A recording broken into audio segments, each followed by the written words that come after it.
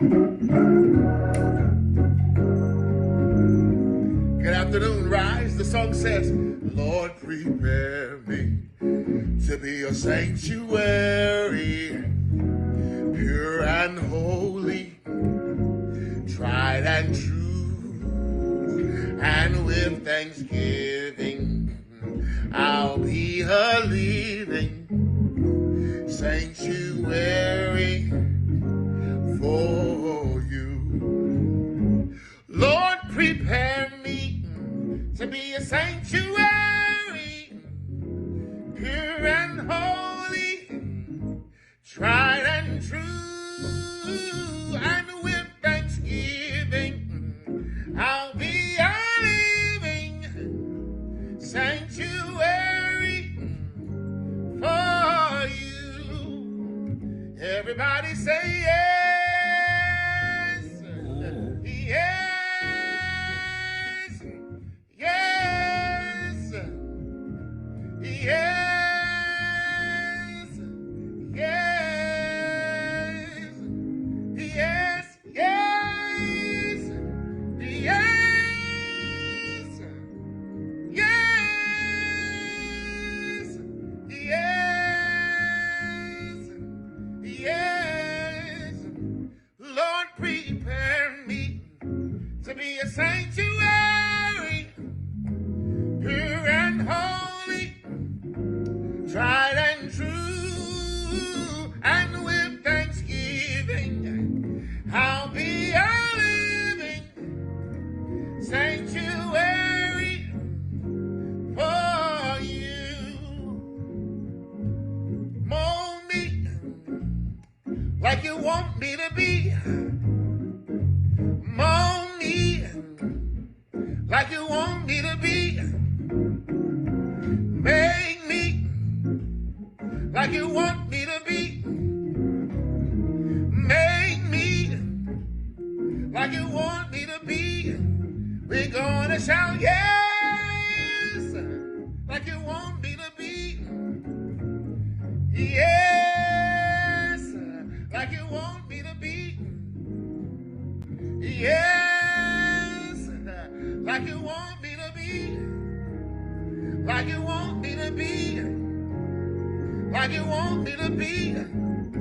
Lord, prepare me to be a sanctuary, pure and holy, tried and true, and with thanksgiving, I'll be a living sanctuary for you.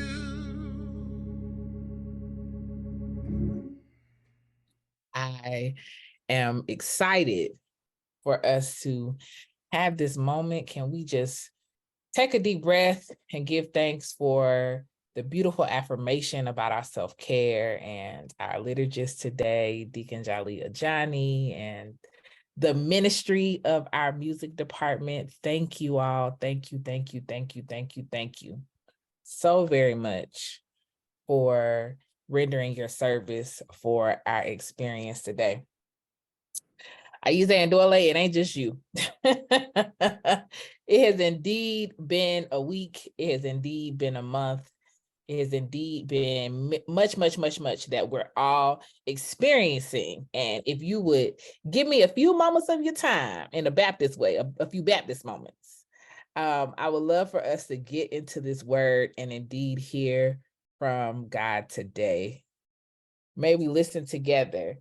I invite us to turn to Genesis, the 28th chapter, and whatever device, utensil. I was feeling real Baptist with this message, so I went and got my old handheld Bible. But whatever you are using, turn with me to Genesis 28 as we read the text together. Ashe, ashe, ashe. All right, I trust that we are ready. Starting with verse 1.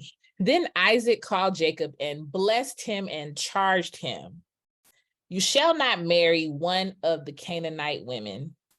Go at once to Paddan Aram, to the house of Bethuel, your mother's father, and take as wife from there one of the daughters of Laban, your mother's brother. May God Almighty bless you and make you fruitful and numerous, that you may become a company of people. May God give you the blessing of Abraham to you and to your offspring with you, so that you may take possession of the land where you now live, land that God has given to Abraham. Thus, Isaac sent Jacob away and went to Paddan Aram, to Laban, the son of Bethuel, the Aramean, the brother of Rebekah, Jacob and Esau's mother. Moving down in the chapter to verses 13 through 16 for brevity. And the Lord stood beside him, Jacob, and said, I am the Lord, the God of Abraham, your father, the God of Isaac. The land on which you lie, I will give to you and your offspring. Sound familiar?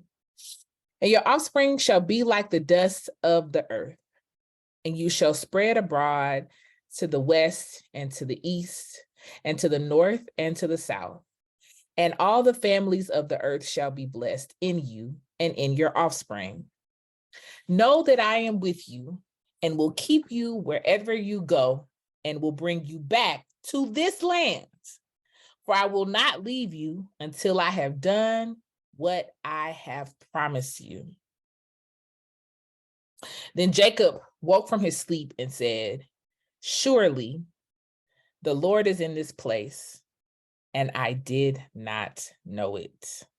And I did not know it. And I did not know it. So if you will sit with me for a moment, I would like for us to reflect on the sermon title, Didn't Know Destiny. Didn't know destiny. Didn't know destiny. Didn't know destiny. When I was a child, I loved and was enthralled with movies and cartoons. And my favorite thing in the whole wide world would be to see the Flintstones, right? It was my favorite thing.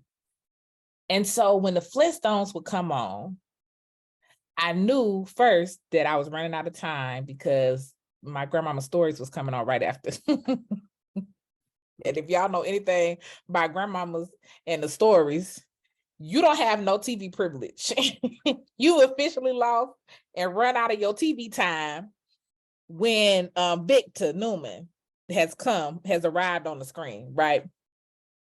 So you know that TV time is running out when the Flintstones are coming on for me, because at least in Macon, Georgia, that was happening right before the stories. So when the Flintstones would come on, I would run up to the television because in my mind, I wanted to get as close as I possibly could. Because getting close meant I could see everything. I just wanted to see everything. I wanted to feel like I knew Betty. I wanted to feel like I was riding next to Fred, right? I wanted to feel like I was right up against the experience of the television, right? I would run up to it, and my granny would say, you're going to mess up your eyes getting so close. And I'd be like, I don't understand that. That don't make no sense to me, right? So I would feel like, if Granny wasn't paying attention, if she was in the kitchen making grilled cheese, and I'd go up anyway, I'd move, she would have told me to come back, but I'd go back to the television because I was trying to see, right? I was trying to see. And I would consistently have to have this battle and this back and forth between reprimands and correction and disobedience, because I could not comprehend why standing close to the television was not the best way to experience my favorite show. And I wasn't going to see no more shows until 3:00 that day, right? And Granny would say, you're going to mess up your vision trying to stand so close. I remember as a child in my own house, we had one of those big floor model TVs. Come on, somebody help me. Somebody who knows something about the 90s. You know, the one that is real square. Now, and it's this much on each side. That ain't TV, right? And it's this much. Ma'am. That's just the back part. Right? Ma'am. So we can't even get up against the wall. No. Because the TV. Okay, Correct. all right. I got a little help in here. And so I would feel excited when my favorite show would come on the big floor model TV, because I would feel like I could fit. You know, as a little girl, the TV was bigger than me, and I would feel like I could fit.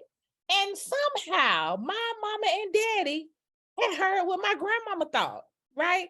They had heard what my granny would say. And they would say, Nena, you're going to mess up your eyes trying to stand too close. And so I would do the same dance. And I would run up to the TV as soon as I thought they wasn't looking, or as soon as they walked out of the living room and they moved to another part of the house, right?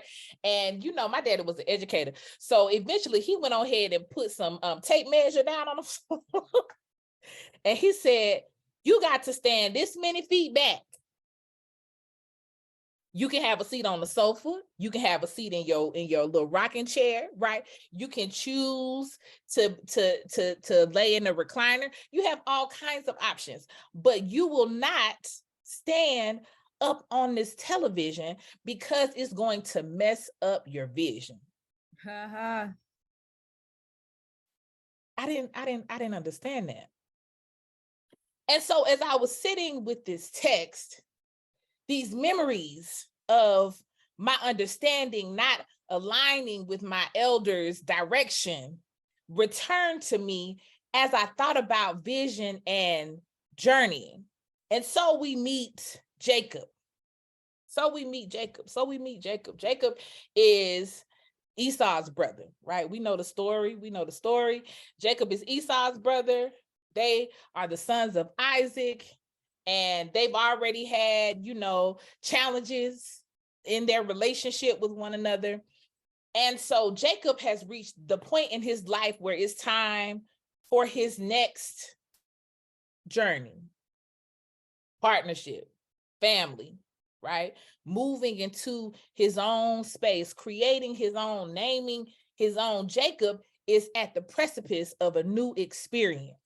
Much like we know all of us are in this room. We are coming out of a season and in that liminal space where we are transitioning from one season that has belabored its time. Can I get an amen on that? That has belabored its time. And now we are moving into the season as things are beginning to open up, but not quite there. And we're trying to figure out how it is that we might be able to shift after being in this unexpected place for far long than we expected to be here, with much more than we expected to see and much more loss than we expected to lose, but yet at the precipice of an end breaking. We all feel it. We all know it. We can see the shift happening around us, but we don't really have clarity about the vision. So here we meet Jacob. And much like my own preference, Jacob has been living his life very much so up on the screen of the events. Jacob very much so is expecting that Isaac is going to instruct him to do the same things that Isaac has done. So he's there anticipating how Isaac is going to direct him, right? You know, much like the Flintstones, they did the same thing every day. Fred called Betty, and Betty called, y'all, can I get some help? Yeah, they didn't say that Fred went to work. You know what I'm saying? They had their friend. That was what they did. Much like the story I was used to watching be rehearsed in front of me, Jacob sits at the beginning of this new era in his life, anticipating how this is going to go. Esau already has a Canaanite wife. A few of them, if we're going to tell the truth about relationships in the Bible, hallelujah, right? So the text says, I like this in the common English. The text says, Isaac summoned Jacob. He called Jacob in and he gave him a different directive. First, we see Jacob's instruction. So if we look at the beginning of the text, it says that when Jacob was summoned, Isaac says to him, don't marry a Canaanite woman. Now I want y'all to understand that don't make sense. I won't be clear about that part. Why? Because they're in Canaan. Right? So that's like being like, don't marry a woman in Atlanta. Don't marry a woman in America. Well, where exactly, Daddy, do you expect for me to go? What's happening here, right? He says, don't marry a Canaanite woman. Get up and go to Paddan Aram, to the house of Bethuel, right? So he sends him to his mother's father's family, to his maternal paternal lineage, and says, there are opportunities in the land where the other part of your family lives. You haven't been there. They don't know you there. But God promised that land to Abraham. And because God promised that land to Abraham, and these your mama's daddy's people, go down there because I believe that is the place where you are destined to go.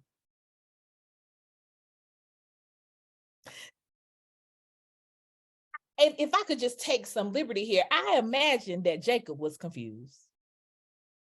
I imagine that Jacob was confused, maybe even frustrated, maybe even hesitant, maybe even Jacob might have thought his daddy was having a moment, right? Because his family had been established in the place where they were. His family had reach in the place that they were. His family had relationships in the place where they were. His family was successful. They could eat and they could hunt and they could grow food and they could create the things that they needed. And they had children and they had concubines and they had houses and they had lands and they had each other. And this was what they knew and where they knew to be and how they knew to be. And his daddy is telling him to go to your mama's daddy's people, go to your granddaddy on your mama's side that you don't know, in the place where you've never been, because God promised it to my daddy.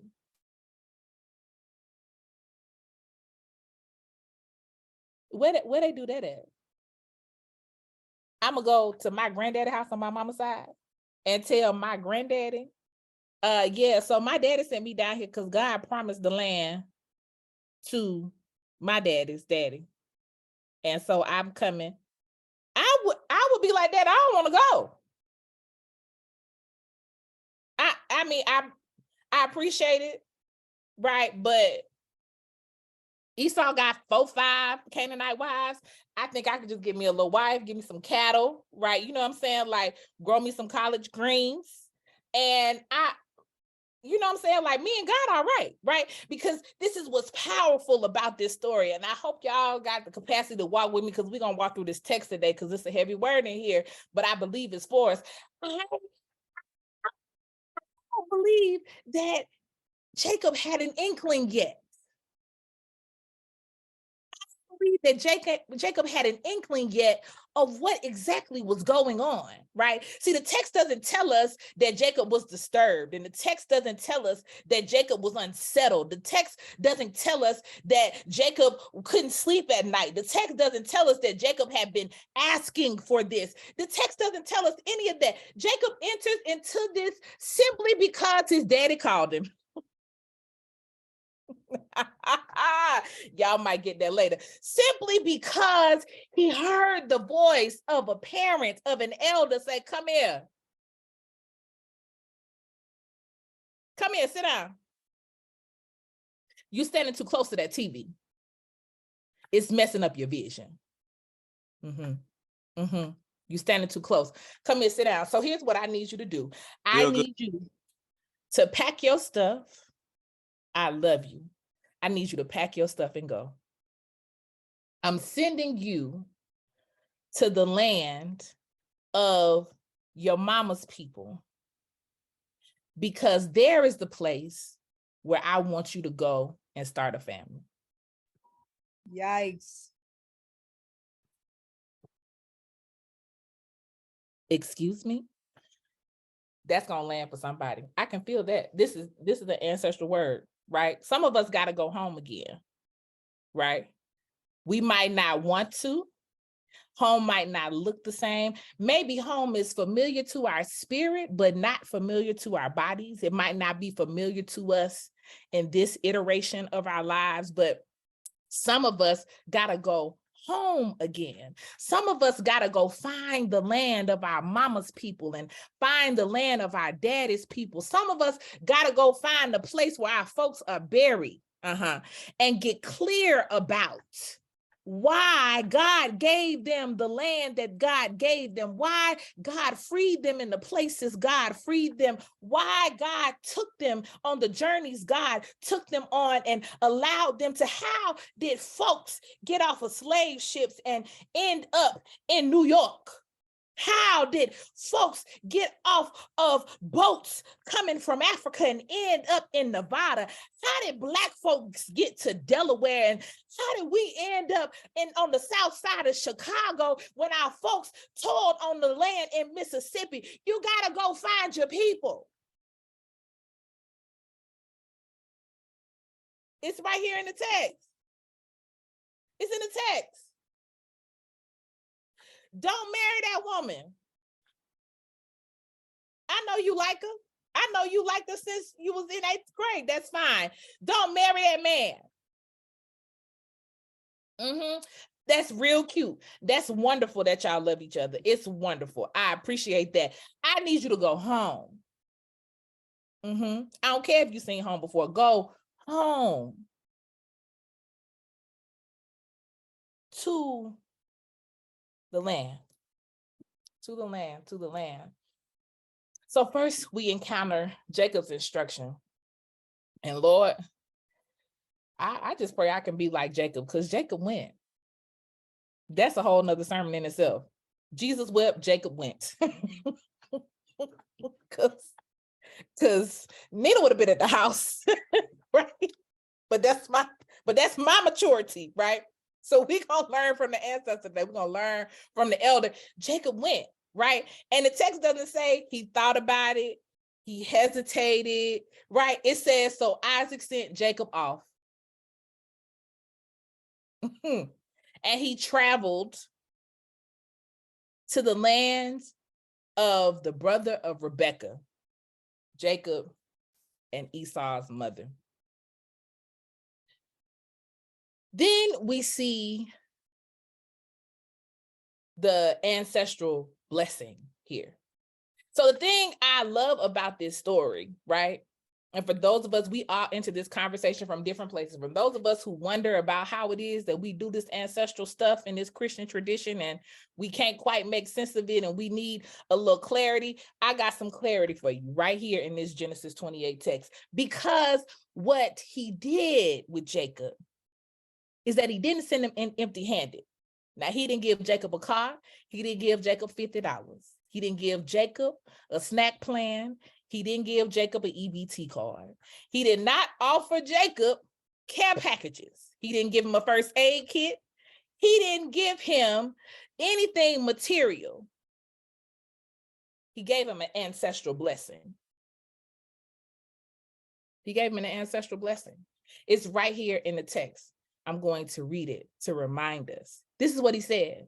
He said, may God Almighty bless you. This is Isaac talking to Jacob. May God Almighty bless you, make you fertile, and give you many descendants, so that you will become a large group of people, that he will give you and your descendants Abraham's blessing, so that you will own the land in which you are now immigrants, the land that God gave to Abraham.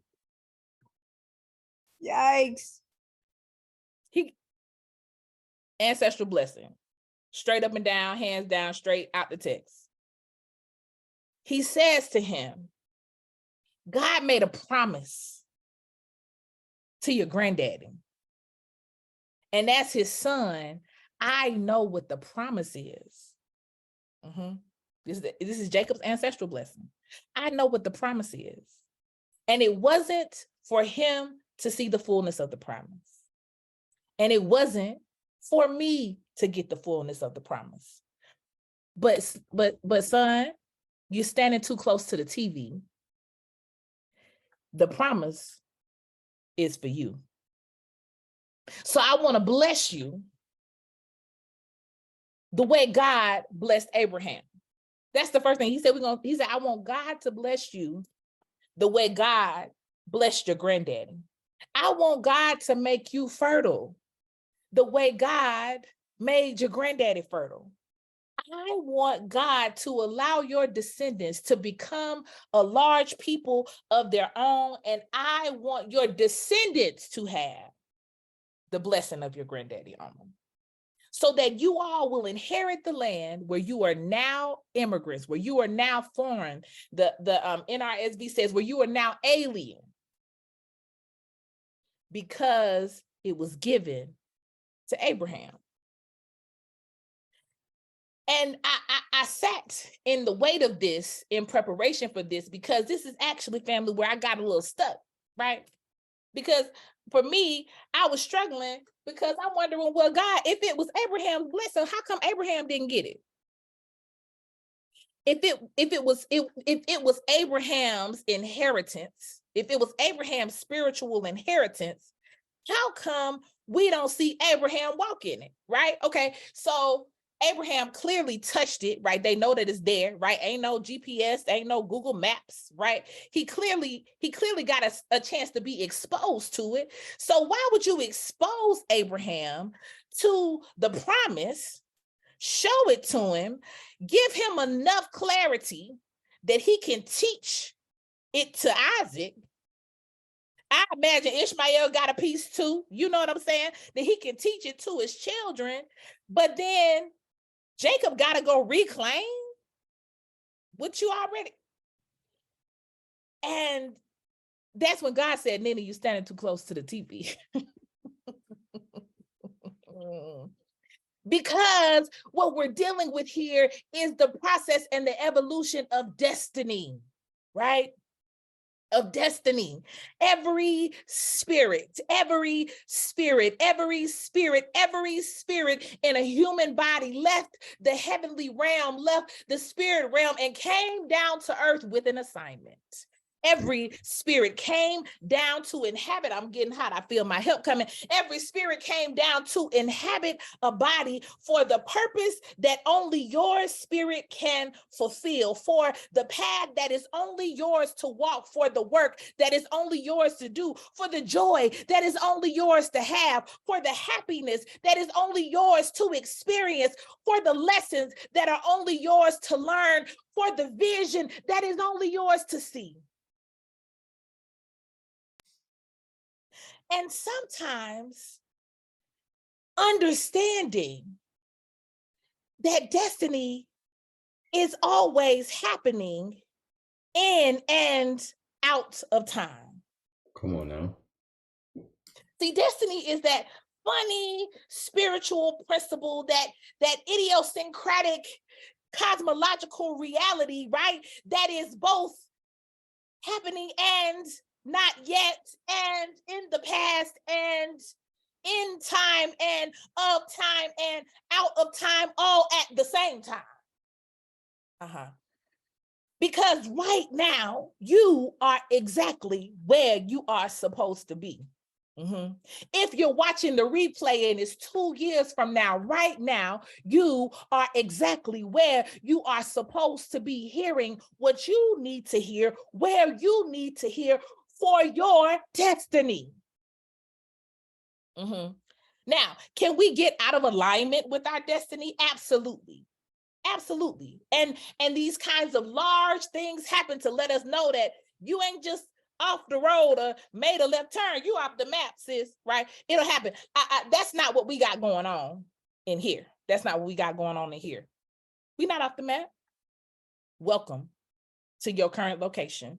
This point north, this point south, this point latitude and longitude is exactly the place where your spirit expected for you to journey, for you to learn the lesson, for you to get the clarity, for you to walk the reality, for you to live the destiny that your spirit agreed to before time, in the time of your path, headed to the destiny and the ultimate reality that will be your finish line when you return back to heaven.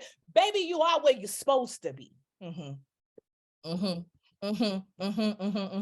We are living in the reality of destiny. And sometimes it has felt perfunctory, right? Because I'm not a person that believes in this kind of divine providence that is granular. You know what I'm saying? Like sometimes I make mistakes and sometimes I do make wrong turns. And I thank God that spirit is benevolent and I get to make corrections and forgive and make changes and edits, right? So I'm not the person that thinks that, oh, if you drop the cup of coffee, God has to send it upon you to. No, I put too much in there and I wasn't paying attention. I dropped a cup of coffee, right? But there are times, right, where we are absolutely in the process and it takes the sight to know, is this a moment where my destiny is calling me? Is this a moment where my destiny is sending me on a journey? Is this a moment where my destiny is exposing something to me? In what way does this function for my destiny? And in what way does this function for my family? And in what way does this function for my community? And in what way does this function for my lineage? And in what way does this function for my career? Which is why you can't stand too close to the TV. Or when you do, you have elders and ancestors who say, baby, you got to back up off that thing. Because the closer you stand, you're going to mess up your vision because you so concerned. I feel you, Rize Community Church. You so concerned about the main characters in the TV show. Trying to figure out if they going where you think they're going or they going to get where you think they're going to get. You so concerned about the script and the plot. You're so concerned about the story that you're telling yourself. You're so caught up in the process of what you see that you can't realize you're watching TV. You don't realize that you're watching TV. You don't realize that you, in fact, are a piece of a beautiful tapestry that God has created, and your piece connects to my piece, connects to her piece, connects to their piece, connects to our pieces, and our ancestors happen to be available to stand around the quilt making that God is doing to tell us, baby, you're standing too close to see what's going on. So I got freed in that. Y'all stay with me. This ain't no quick sermon. I got freed in that because what I saw sitting with the spirit was that Abraham had the humility, somebody, to recognize that when his ancestors, when his elders, right, when his wife helped him to see that all you got to do is get Isaac and Ishmael here, he could accept it. He could know and understand what his role was to play. He could know and understand that destiny doesn't just come to a person, but it comes to a lineage, and it comes to a community, and it comes to a people, and it comes to relationships, and it comes to sacred bonds and covenants. And that Abraham had the eldership and the submission and the humility and the obedience and the wisdom to not put himself in the destiny story, but to listen for the destiny story.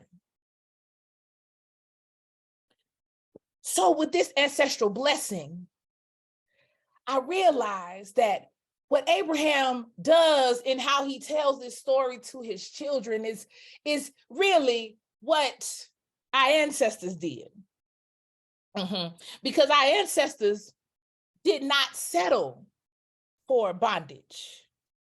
As they fought to liberate themselves, as they fought to put a little bit of glass in Master's fruitcake, right? As they fought to start revolutions and to set big houses on fire and to find their way to the drinking gourd, right? You know, as they found themselves in the clearing, pulling on their spiritual technologies, they were astute enough to understand that the destiny of freedom may not include them at the center,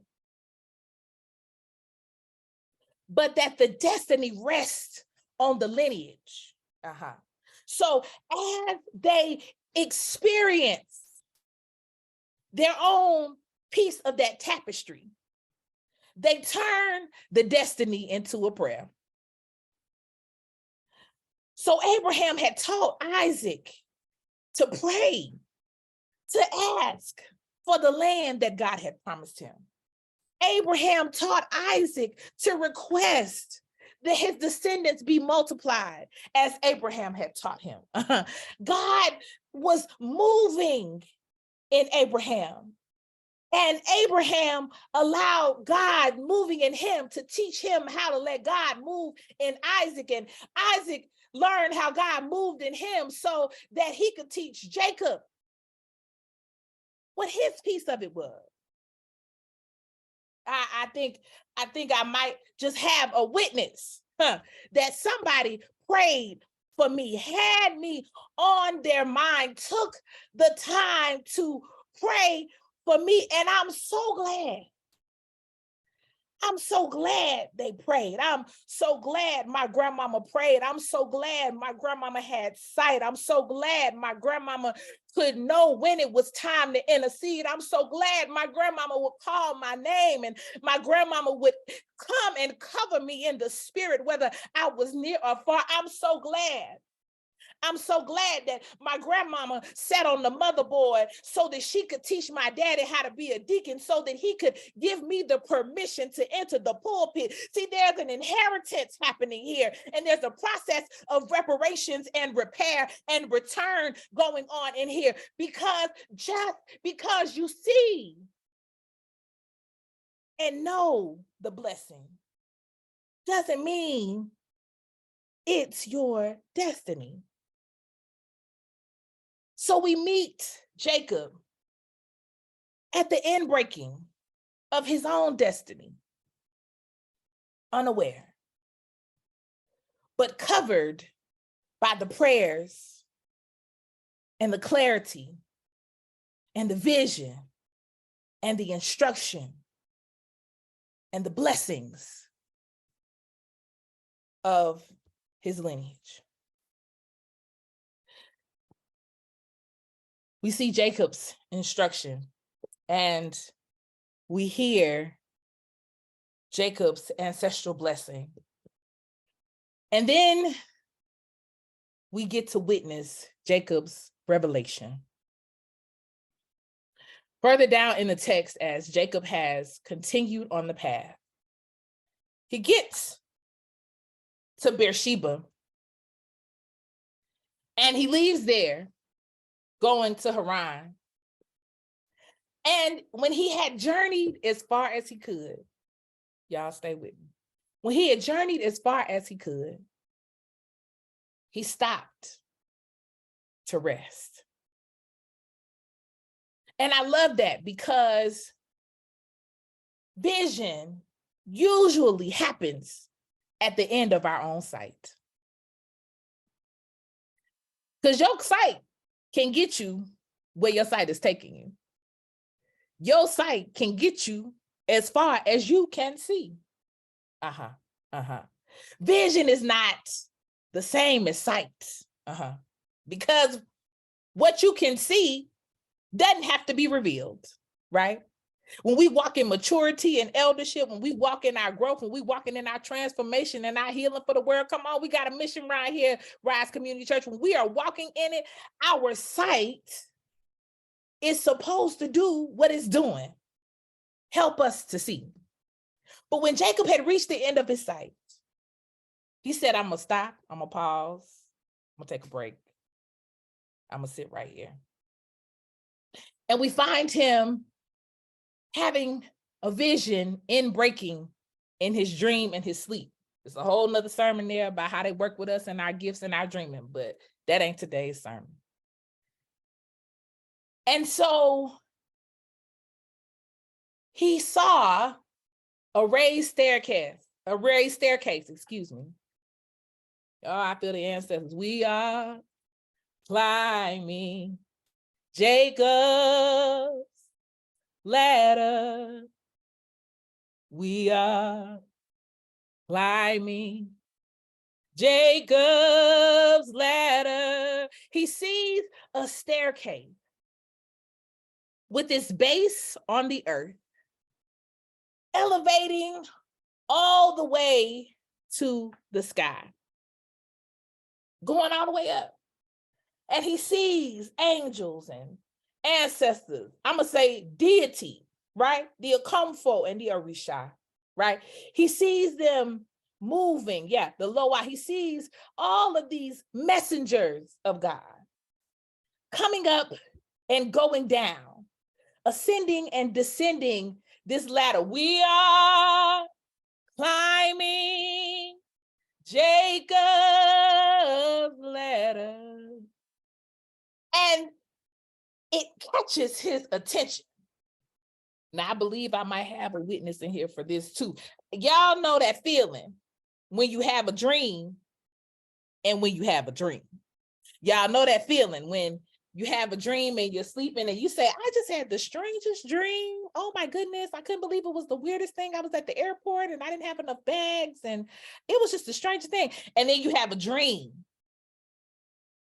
And the dream comes with an instruction, and the dream comes with a feeling, and the dream positions you in a place that you haven't quite experienced in the flesh yet, that you haven't quite embodied yet, but that you know is telling you something, even if you have to consult an elder to get some more wisdom on it. Sometimes we don't just dream, but we have a dream. So Jacob has a dream, and in the inbreaking of his rest and his sleep, we see this ladder. We are climbing Jacob's ladder. And ascending and descending, he sees these people that look familiar, and these people that are giving messages, and these people that are leaving information and that are offering tidbits of wisdom. How you know that, Reverend Iya? Because he said they were God's messengers. Now, the text doesn't tell us what they told Jacob. But I just suppose and believe that they had to be given messages for him to know they were God's messengers. So I believe they might have said, Jacob, you all right? You doing good. Jacob, I know it got uncomfortable. Jacob, I know you stumped your toe on the path and you cussed everybody out.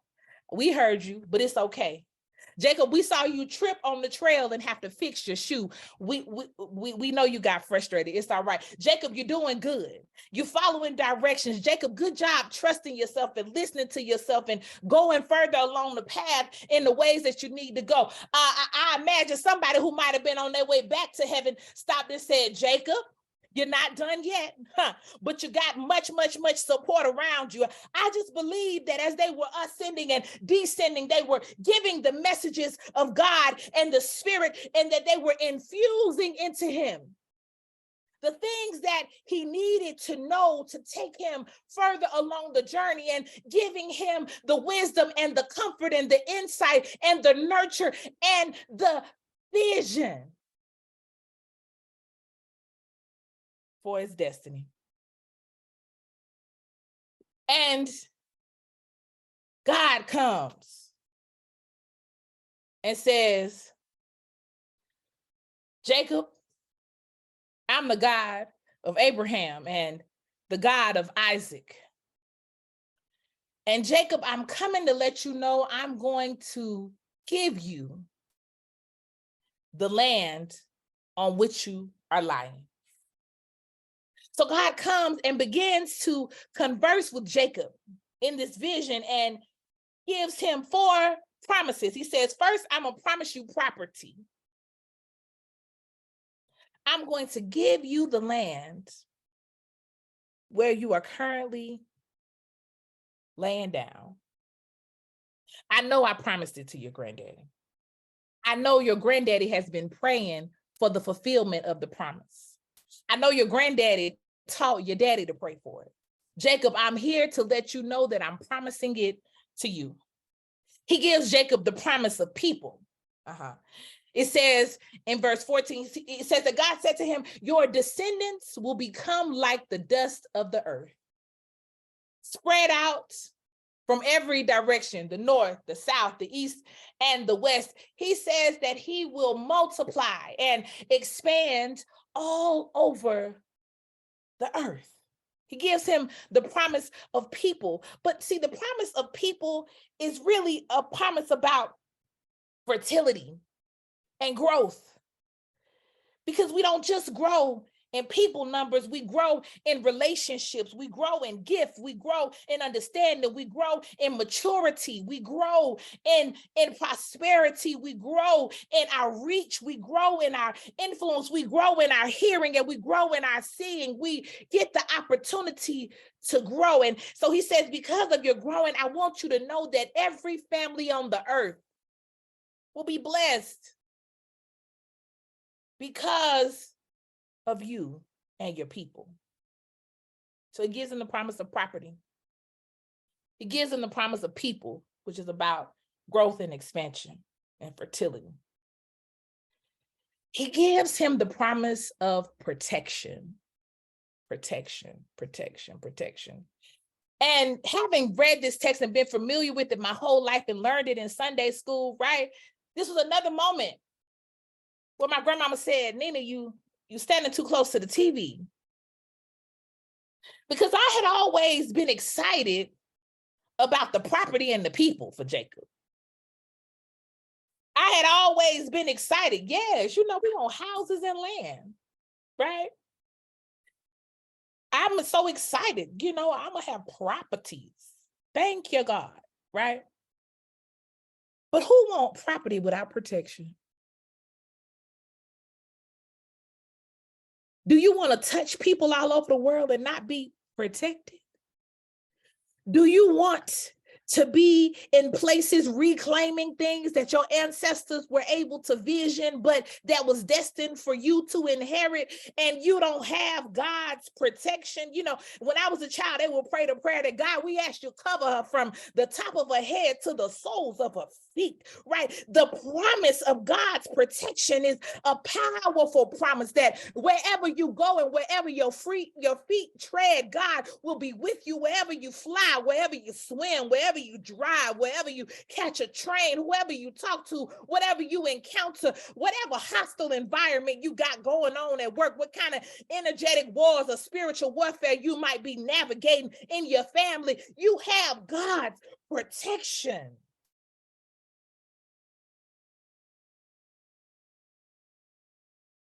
See, don't let this capitalistic white supremacist world get us confused about what the glory really is in this thing. Because the land already belongs to us. They can't work it without us. That part. It was God's people here before they got here. Before they hijacked and co-opted our bodies and brought us over here. You see what I'm saying? It ain't never been theirs. But the promise of protection, Black people. The promise of protection. The promise of protection is weighty and sometimes causes lament when we see our folks die. It's real. and will still promise protection. Both things are true. The promise of God's protection is given to Jacob. And what God says is, wherever you go, can I get a wherever phrase in this house? Wherever you go, I will protect you. I am with you now. And the last part of the promise in the text, God promises to complete the work. It's God's providence.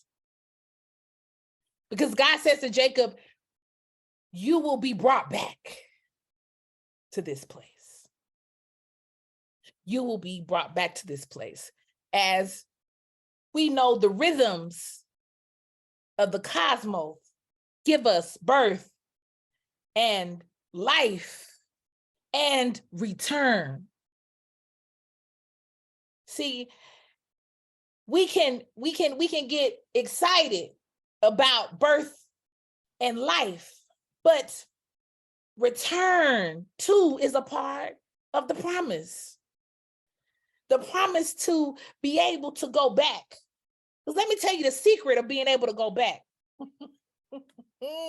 We standing too close to the TV. That means that it's still there. You got something to go back to. I don't know who that's for. But if you don't hear nothing else today, no, you got something to go back to. You got something to go back to. You got something to go back to. God promises Jacob property, people, protection, and providence. And in that moment, Jacob, like 8-year-old Nena, who didn't want to wear glasses and was tired of getting in trouble, stepped back from the TV.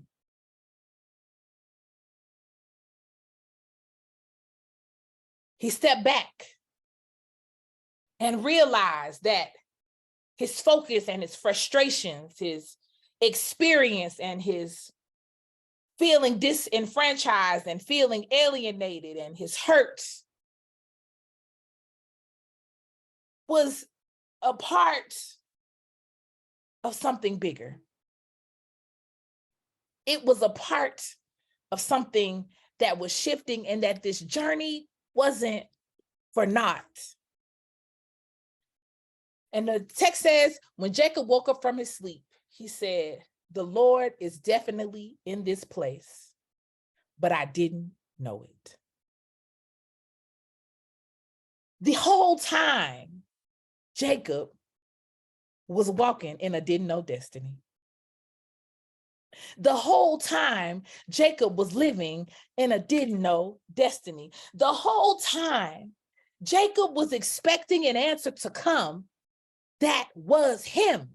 The whole time, Jacob had been praying a prayer that Abraham and Sarah, that Isaac and Rebekah had taught him to pray. The whole time, Jacob had been living in a reality, anticipating the shift that would give his family the inheritance, the freedom, the autonomy, the reach, the financial comfort that he had always desired that they would have. The whole time, Jacob had been desiring for them to be able to go to the places that Abraham was supposed to walk his feet on and his descendants were supposed to tread on, and that his children were supposed to inhabit and continue to be the leaders of and continue to be able to return to. And the entire time, it was Jacob's didn't know destiny.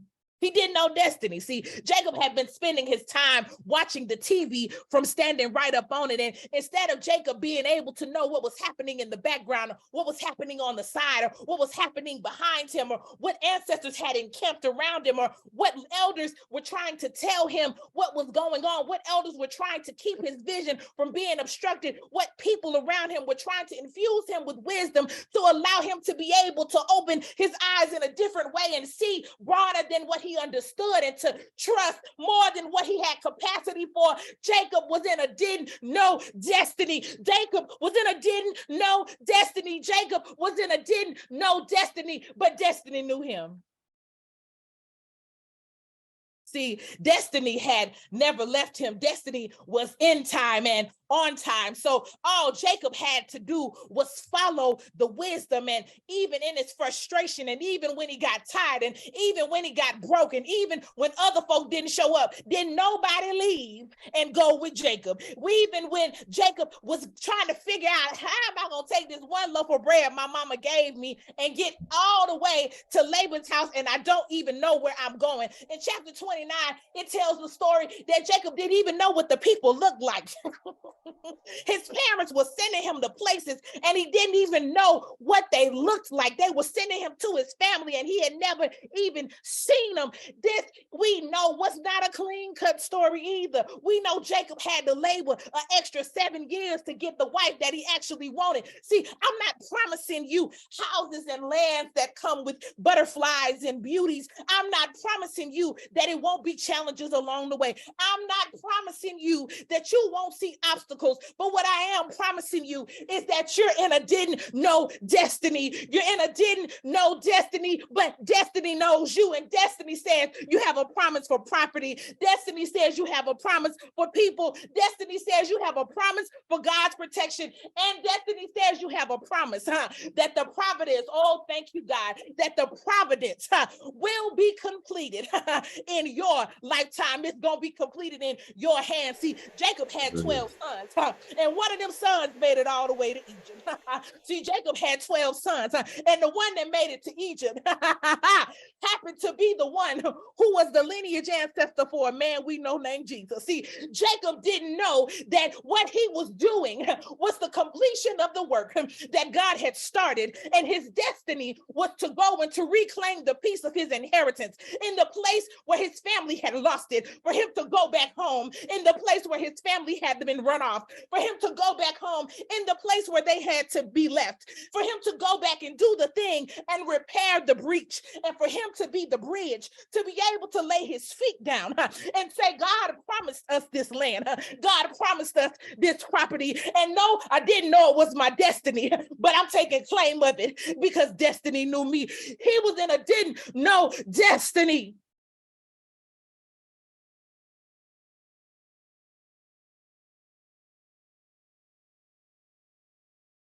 But destiny knew him. Ashe, Ashe, it is so. Ashe.